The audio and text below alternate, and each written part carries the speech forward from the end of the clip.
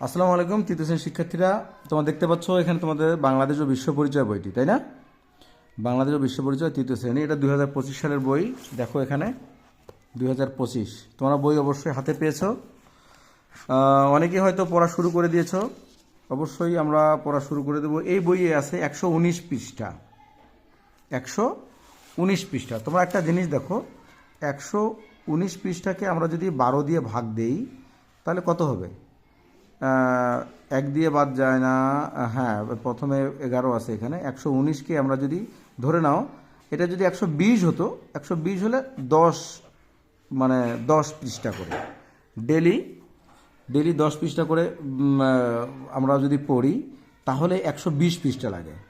So আমাদের এখানে 120 পৃষ্ঠাও নাই, আমাদেরকে ডেলি 10 পৃষ্ঠা অর্থাৎ 5টা করে পাতা, ডেলি না, মাসে 5 পাতা পড়লেই কিন্তু আমাদের 12 মাসে বইটা শেষ হয়ে যাবে, তাই না? তোমরা বইটা পড়ার শুরুতেই এই বিভাজনটা করে নিবা, এই সময় বিভাজনটা করে নিবা যে এই বইটাতে আছে 119 পেজ। 119 পেজ মানে প্রতি মাসে 12 দিয়ে ভাগ করলাম, 10 পেজেরও কম পড়ে, ঠিক আছে? তাহলে 10 পেজ মানে 5 পাতা, 5 পাতা, তাই না? এই 5 পাতা পড়াটা কি খুব কঠিন কাজ? মোটেও না। 5 পাতা মানে এই যে আমি হাতে নিছি এক পাতা তোমাদেরকে এখনই আমি এটা পড়াই দিচ্ছি। সো এই বইটা একটু মোটা সোটা দেখতেছো, এটা পাতাগুলো মোটা হওয়ার কারণে বইটা একটু মোটা হয়েছে। পাতাগুলো খুব ভালো পাতা, কাজে তোমাদের বইটা দেখে ভয় পাওয়ার কোনো কারণ নাই। তোমরা একদিনে 1 পেজ করে পড়লে 365 দিনে 365 পেজ লাগে, আছে তো মাত্র 119 পেজ, বুঝতে পারছো? 3 দিন মিলে 1 পেজ পড়লে হয়ে যাবে, 3 দিন মিলে 1 পেজ, এইটুক পড়ার জন্য তোমার সময় আছে 3 দিন। আচ্ছা, তোমরা যদি এখন মনে করো যে টাইমটা তোমরা কি করতেছো, যে 6 মাসে বইটা শেষ করে দিবা, তাহলে তোমরা পড়াটা দ্বিগুণ করে দিবা। 10 পেজ আমরা মাসে ঠিক করলাম, তোমরা 20 পেজ করবা, তাহলে 6 মাসে বই শেষ হয়ে যাবে। যাই হোক, এটা তোমরা বাৎসরিক একটা প্ল্যান করে নিবা। তো আমরা আজকে শুরু করি। অধ্যায় 1, আমাদের পরিবেশ। এই বইটা তোমাদের নতুন বই, ক্লাস 1 এবং 2-তে এই বই ছিল না। ক্লাস 1-2-তে ছিল বাংলা, ইংরেজি, গণিত, তাই না? এই বইটা যেহেতু নতুন, একদম প্রথম থেকে শুরু করা হয়েছে। পরিবেশ কী জিনিস, এটা তোমাদের একেবারে শুরু থেকেই শুরু। 1 নম্বরটা লিখছে প্রাকৃতিক ও সামাজিক পরিবেশের বৈচিত্র্য। আমাদের পরিবেশটা 2 ধরনের, একটা হচ্ছে প্রাকৃতিক, আর একটা হচ্ছে সামাজিক। খেয়াল করো, সামাজিক। প্রাকৃতিক পরিবেশে কি আছে? যে জিনিসগুলো আমরা নিজে বানাতে পারি না, যে জিনিসগুলো অটোমেটিক্যালি প্রকৃতিগতভাবে ন্যাচারালি যেগুলো হয়েছে। প্রকৃতির ইংরেজি হচ্ছে নেচার। প্রকৃতির ইংরেজি কি? নেচার। যেগুলো নেচার, একটা হচ্ছে পরিবেশের ইংরেজি হচ্ছে এনভায়রনমেন্ট। এনভায়রনমেন্ট, খেয়াল করিও, পরিবেশের ইংরেজি হচ্ছে এনভায়রনমেন্ট। প্রাকৃতিক পরিবেশ ন্যাচারাল এনভায়রনমেন্ট। নেচার থেকে তখন ন্যাচারাল হয়ে যাবে, ন্যাচারাল এনভায়রনমেন্ট। আর সামাজিক পরিবেশ, এটা হচ্ছে সোশ্যাল এনভায়রনমেন্ট। খেয়াল করছো? এই ওয়ার্ডগুলো তোমরা অতিরিক্তভাবে শিখিও। প্রকৃতির ইংরেজি কি? নেচার। প্রকৃতির ইংরেজি নেচার, মনে থাকে জানো? নেচার মানে হচ্ছে প্রকৃতি। আর প্রাকৃতিক পরিবেশ ন্যাচারাল এনভায়রনমেন্ট। পরিবেশ 2 ধরনের আমরা এখানে জানলাম, যে প্রাকৃতিক ও সামাজিক পরিবেশের বৈচিত্র্যটা আছে। বৈচিত্র্য মানে কি?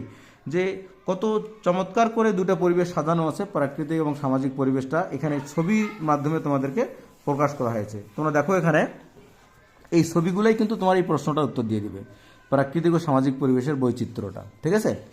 তো এখানে আমরা দেখতে পাচ্ছি কি, নদী, এই যে নদী, নালা, খাল, বিল, তারপরে পাহাড় পর্বত আছে, তারপরে কি আছে দেখো দেখি, ঘর বাড়ি, গাছপালা, মানুষ, হ্যাঁ, তারপরে কি যানবাহন, হ্যাঁ, তারপরে প্রাণী আছে, হ্যাঁ, সব মিলে এটা আমাদের পরিবেশ, ঠিক আছে? তো এই পরিবেশটাকে এখানে অ্যাক্টিভিটি দিতে ছবিটি পর্যবেক্ষণ করে প্রাকৃতিক ও সামাজিক উপাদান চিহ্নিত করি এবং নিচের ছকে তালিকা তৈরি করি। এই যে এখানে দিচ্ছে প্রাকৃতিক পরিবেশের উপাদান, আর এখানে দিচ্ছে সামাজিক পরিবেশের উপাদান। তোমরা লক্ষ্য করো, একটা করে এক্সাম্পল দিয়ে দিচ্ছে। প্রাকৃতিক পরিবেশের উপাদান সূর্য, সামাজিক পরিবেশের উপাদান ঘরবাড়ি। তাহলে সূর্য কি আমরা তৈরি করতে পারি? কখনোই না। সূর্যটা হচ্ছে ন্যাচারালি এটা হয়েছে, এটা আল্লাহ মানে সৃষ্টিকর্তা তৈরি করেছেন, এটা আমাদের এখানে হাত নেই, ঠিক আছে। তো যে যে যে উপাদানগুলো আমরা কখনো তৈরি করতে পারি না, আমরা কোনো একটা গাছ তৈরি করতে পারবো না। আমরা গাছ মানে কি গাছের চারা লাগাবো, গাছ বড় হবে, ন্যাচারালি এটা বড় হবে। গাছ আমরা কখনো বানাতে পারি না, গাছ আমরা তৈরি করতে পারি না। ঘরবাড়ি আমরা তৈরি করতে পারি, স্কুল কলেজ তৈরি করতে পারি, রাস্তাঘাট তৈরি করতে পারি, বাট নদী নালা আমরা তৈরি করতে পারি না, পাহাড় পর্বত তৈরি করতে পারি না, গাছপালা তৈরি করতে পারি না, কোনো প্রাণী তৈরি করতে পারি না। যে জিনিসগুলো তৈরি করতে পারি না এগুলো হচ্ছে প্রাকৃতিক পরিবেশ। এখানে তোমাদেরকে কি করছে, একটা উপাদান দিয়ে এখানে প্রাকৃতিক পরিবেশের উপাদান দিয়ে এখানে এই ঘরগুলো পূরণ করতে বলছে। আমরা লিখি কয়েকটা, একটা লিখি সূর্য, সূর্য, তারপর কি লিখবো চন্দ্র, তারপর কি লিখবো আকাশ, তারপর কি লিখবো বাতাস, পানি, পাহাড়, ঠিক আছে, পর্বত, নদী নালা, নদী, গাছপালা, অনেকগুলো লিখলাম। তোমরা খেয়াল করে করে এখান থেকে মানে 4-5টা লিখে দিলেই তোমাদের পরীক্ষাতে হয়ে যাবে। তাহলে প্রাকৃতিক পরিবেশের উপাদানগুলো এগুলো, ঠিক আছে। তোমরা এখানে সিরিয়ালি লিখবা, আমি বইটাতে লিখলাম না। এবার চাইছে তোমাদের কাছে সামাজিক পরিবেশের উপাদান। সামাজিক পরিবেশের উপাদানগুলো কী লিখবো, আমি তোমাদেরকে বললাম সামাজিক পরিবেশ বলতে ঘর বাড়ি, এখানে লিখে দিয়ে ঘর বাড়ি লিখে দিছে। আমরা লিখি স্কুল কলেজ, স্কুল কলেজ, রাস্তাঘাট। রাস্তাঘাট কিন্তু মানুষ তৈরি করে, রাস্তাঘাট ন্যাচারালি হয় না, তাই না। রাস্তাঘাট, হাট বাজার, তারপরে আর কি বলতে পারি দালান কোঠা,